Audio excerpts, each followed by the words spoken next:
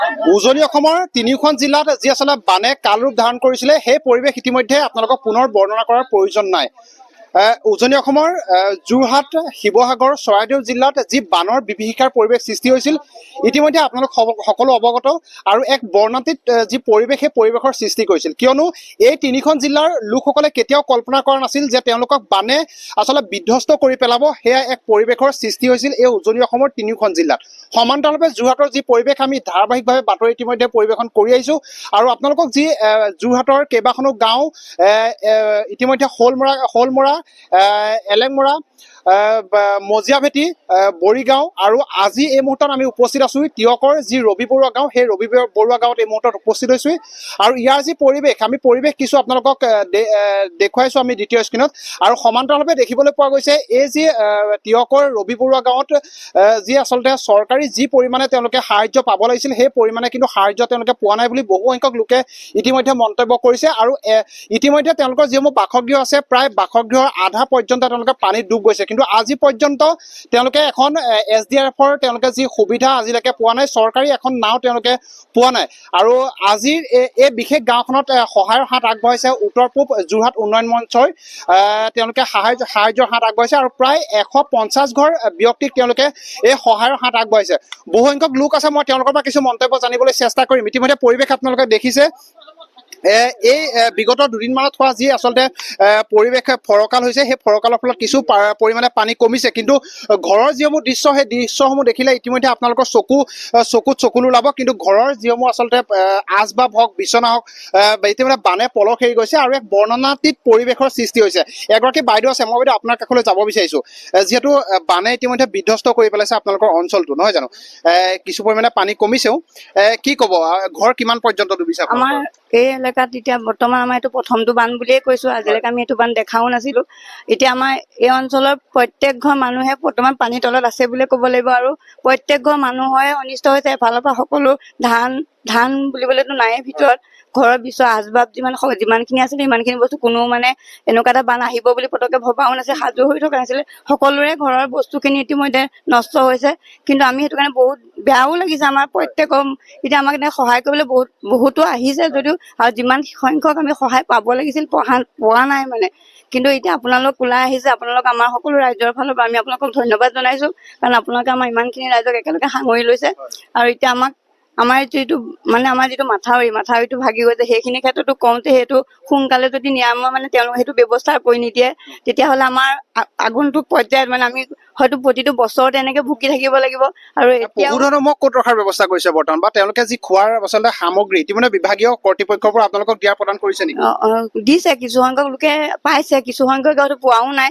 তাৰমানে সেইটো বিশেষকৈ ইমান গম পোৱা নাই। কিন্তু বহুতে কিন্তু পাইছে, বহুতে নাইও পোৱা মানে। কিছুমানে গমো পোৱা নাই ধৰক দিছে বুলি। আৰু এতিয়া তেওঁ পশুখিনি ৰাখিবলৈও কোনো সুবিধা নাই, নিৰ্দিষ্ট জেগা নাই। ৰাস্তা পদূলিয়ে ক'ৰবাত যদি অলপ জেগা শুকাই আছে, সেই জেগাতে মানে পশুখিনি ৰাখিছে, তেনেকে ৰখা হৈছে। আৰু ইভাগে আমাৰ তেনেকে কোনো একো সুবিধা নাপায়। এতিয়ালৈকে আমাৰ নাও হওক বা কিবা আমাৰ তেনেকুৱা চৰকাৰী ধৰণৰ কোনো সুবিধা এতিয়ালৈকে অহা নাই। এতিয়ালৈকে তেনেকে কোনো সুবিধা কৰি দিয়া নাই মানে। কিন্তু আমাৰ মানুহখিনিয়ে যিখিনি পাইছে, আমাৰ নিজৰ ব্যক্তিগত কোনোবাই সহায় কৰিছে, তেনেকে আহিছে কোনোবা সহায় কৰিবলৈ। নিশ্চিতভাৱে আচলতে বৰ্ণনা কৰিব নোৱাৰে।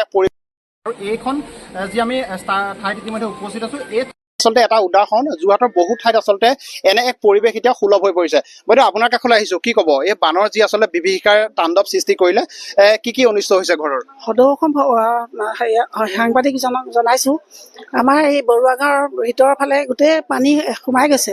আৰু খেতি পথাৰ হৈ আছে বাৰু, সেইখিনি কৰিবলৈ লৈছিলে। এতিয়া কৰিব পৰা নাই, মানে পানী শুকাই গৈছে। এতিয়া কৰিব পাৰিব আৰু যদি শুকাই ভালকে। এতিয়া আগতে যিবিলাক ৰুইছিলে সেইখিনি মানে চব মৰি গ'ল, কঠীয়া নাইকিয়া হৈ গ'ল। ধৰি লওক ঘৰৰ ভিতৰতো সোমাই গৈছে, পানী সোমাই গৈছে, বোকা এআঁঠু হৈ গৈছে। ভিতৰত আমাৰ কেঁচা ঘৰে বাৰু ধৰি লওক। তথাপিতো আমি তেনেকে আছোঁ আৰু। মোৰ ল'ৰাকেইটাও আছিলে বাৰু, কথাটো কৈছোঁ ব্যক্তিভাৱে। ল'ৰাকেইটা ভিতৰত আছে, মই বেলেগ মানুহৰ ঘৰত আছোঁ। চৰকাৰী আচলতে যি সাহায্যৰ ব্যৱস্থা কৰিছে বানাক্ৰান্ত বিভিন্ন অঞ্চলত লাভ কৰিছে নে পৰ্যাপ্ত পৰিমাণে? ব্যক্তিভাৱে দিছে আৰু এই ভাগেতো নাই, চৰকাৰী ফালৰ পৰা দিয়া নাই। নাই পোৱা।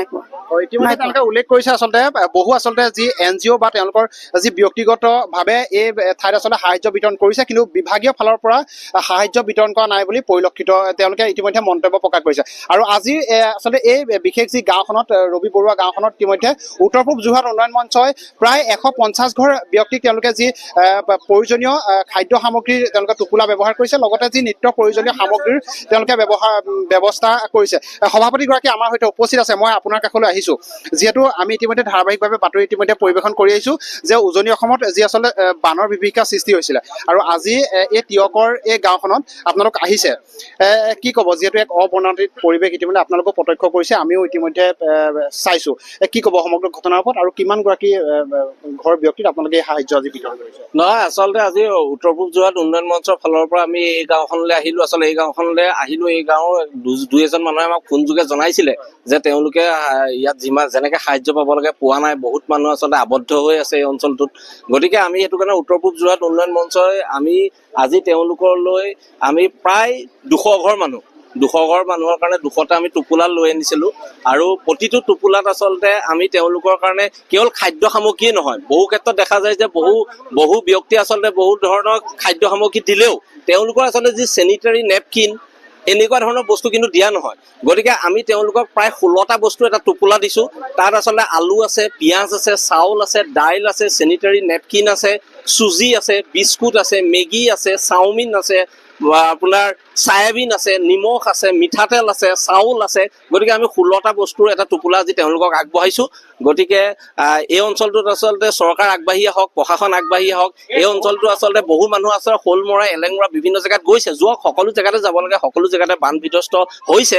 আচলতে এই সমষ্টি যোৰহাট জিলাৰ মৰিয়নি বিধানসভা সমষ্টিৰ এটা অঞ্চল। গতিকে আমি আশা কৰিম যে মৰিয়নি বিধানসভা সমষ্টিৰ বিধায়কজন আহক, তেওঁলোকক আচলতে সাহায্য এইটো সময়ত বানাক্ৰান্তসকলক সাহায্য হাত আগবঢ়োৱাটো প্ৰত্যেকৰে নৈতিক দায়িত্ব আৰু কৰ্তব্য বুলি তেওঁলোকে উপলব্ধি কৰি এই মানুহখিনিৰ ওচৰত আহিব বুলি আমি আশাবাদী। নিশ্চিতভাৱে ধন্যবাদ জ্ঞাপন কৰিছোঁ। অন্যগৰাকী স্থানীয় ব্যক্তি আছে, আপোনাৰ কাষলৈ আহিছোঁ। কি ক'ব এই মুহূৰ্তত? কথা হ'ল কি, মোৰ 65 বছৰ বয়স হ'ল, আজিলৈকে এনেকুৱা আমি চিঙা দেখা নাই। 2 নম্বৰ মোৰ দেউতাহঁতো মৰিলে, আমাৰ বুঢ়া মানুহ চব মৰিলে, আজিলৈকে এনেকৈ চিঙা দেখা নাই। আৰু অকস্মাতে বান আহিলে বুলি কোনো মানুহ তৈয়াৰ হোৱা নাছিলে, কোনেও নাজানে এনেকৈ বানপানী আহিব বুলি। আহিলে আৰু তাৰপিছত Keshab Mahanta sir, DC sir দুদিন আহিছে, কেশৱ মহন্ত ছাৰ আহি নিজে চব চেক কৰি গৈছে। গভৰ্ণমেণ্টত কিন্তু আমাৰ ইয়াত কৈ আছে যে সাহায্য পোৱা নাই, আচলতে সম বিতৰণ হোৱা নাই।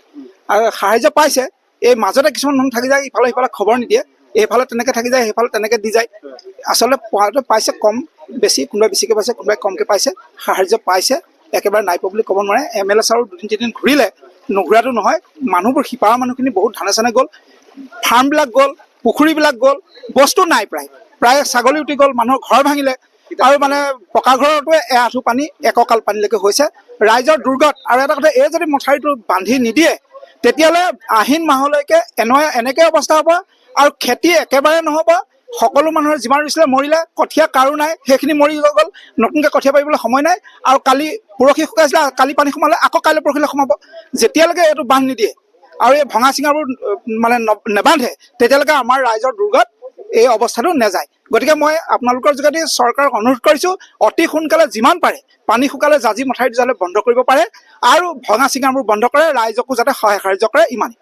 হয়, সকলোৱে আচলতে এটাই মন্তব্য প্ৰকাশ কৰিছে যে আচলতে চৰকাৰী ঘৰৰ বিষয়ববীয়া তেওঁলোকৰ ওচৰলৈ আহক, আৰু তেওঁলোকৰ আচলতে যি আতুম টোকাৰিকৈ নিৰ্মাণ কৰা ঘৰৰ যি আচলতে এক বিধ্বংস অৱস্থা হৈছে, সেই ঘৰৰ যাতে কিছু মেৰামতিৰ বাবে তেওঁলোকক সহায় কৰে, সেয়াই সকলোৱে আহ্বান জনাইছে। আৰু ইতিমধ্যে আমি উল্লেখ কৰিছোঁ, জাঁজি নৈ আচলতে ইতিমধ্যে সীমামূৰীয়া এয়া এক অঞ্চল, আৰু জাঁজি নৈৰ যি মথাউৰি ইতিমধ্যে ছিগিছিলে, সেই বানে আচলতে এক বিধ্বস্ত ৰূপ সৃষ্টি কৰিছিলে। আৰু আমি পুনৰবাৰ উল্লেখ কৰিছোঁ যে আচলতে এই অঞ্চলৰ বা এই উজনি অসমৰ 3খন জিলাৰ যিসকল আচলতে ব্যক্তি, তেওঁলোকে বানৰ পৰা আচলতে পৰিচিত নাছিল, কিয়নো আচলতে কোনো আচলতে কল্পনাতীত আছিল তেওঁলোকৰ এই বানৰ পৰিৱেশ। আৰু ইতিমধ্যে সকলোৱে এটা আহ্বান জনাইছে যে চৰকাৰৰ ঘৰৰ বিষয়ববীয়া তেওঁলোকৰ ওচৰলৈ আহক, আৰু তেওঁলোকৰ যিসমূহ আচলতে ক্ষয় ক্ষতি হৈছিল সেইসমূহৰ বুজ লওক, তেওঁলোকে ইতিমধ্যে উল্লেখ কৰিছে। আৰু